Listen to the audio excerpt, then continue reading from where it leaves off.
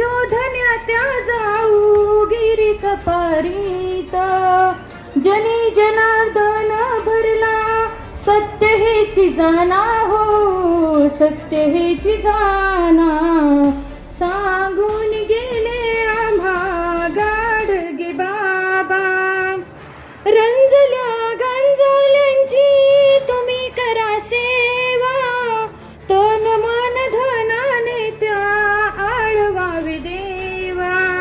भूती भगत भाव ठेवा, दयामणी आना हो, दयामणी आना.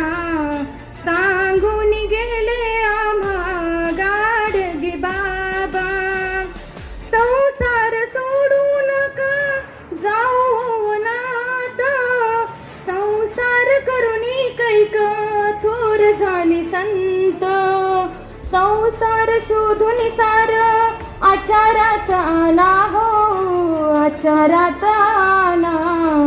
सांगून गेले आम्हा गाडगे बाबा, व्यसने सोडून सारी आळस तो सोडा, संत सज्जनांचा सहवास जोडा.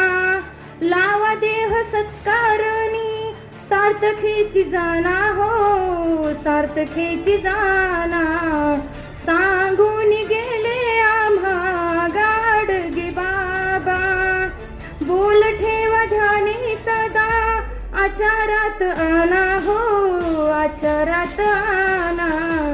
सांगून गेले आम्हा गाडगे बाबा, सांगून गेले आम्हा गाडगे बाबा, गाडगे बाबा.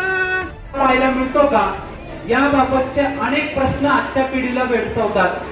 कुणाला उच्च शिक्षणासाठी पुण्याला शिक्षणासाठी प्रवेश घ्यायचा आहे, कुणाला अमेरिकेत जायचं आहे, कुणाला चांगल्या सुविधांसाठी वेगवेगळ्या ठिकाणी जायचं आहे. परंतु कुठेही पोहोचलं तरी आज माणूस मात्र समाधानी आपल्याला पाहायला मिळत नाही. मग गाडगे बाबांना नेमकं काय मिळालं होतं की ते प्रत्येक क्षणामध्ये समाधान शोधत होते, प्रत्येक क्षणामध्ये ते समाधानी होते. हे ज्याला ओळखता येईल त्याला खऱ्या अर्थाने गाडगे बाबा समजले असं मला वाटतं. गाडगे बाबांच्या जीवनामध्ये गाडगे बाबांनी अनेक माणसं जोडली आणि त्या माणसांची नावं खरं तर आज आपल्याला माहित असली पाहिजेत. आपण म्हणतो की गाडगे बाबा कधीही शाळेत गेले नाहीत, परंतु भारतातील तत्कालीन स्वातंत्र्यापूर्वीच्या कालखंडामध्ये आणि स्वातंत्र्यानंतरच्या कालखंडामध्ये गाडगे बाबांनी जी माणसं जोडली त्या माणसांची जर नावं आपण ऐकली तर आपल्याला कळून येतं की शिक्षणापेक्षा पलीकडे अनुभवाचं ज्ञान आहे आणि अनुभवाबरोबर कर्म किती महत्वाचे असतात हे आपल्याला पाहायला मिळतं. गाडगे बाबांनी त्या काळामध्ये गदी माडगुळकर असतील, प्रबोधनकार ठाकरे असतील, त्याचबरोबर सी राजगोपालचारी असतील, आचार्य विनोबा भावे असतील, साने गुरुजी असतील, डॉक्टर बाबासाहेब आंबेडकर, प्र के अत्रे, याचबरोबर खूप मोठी यादी आहे. त्यामध्ये महात्मा गांधीजींसारख्या राष्ट्रीय आंतरराष्ट्रीय पातळीवरील व्यक्तीचं नाव त्या ठिकाणी येतं. अशी खूप मोठी यादी आहे. खरं तर कोणत्याही पुस्तकांमध्ये ही नावं आपल्याला पाहायला मिळत नाही, परंतु गाडगे बाबांविषयी वाचलं पाहिजे.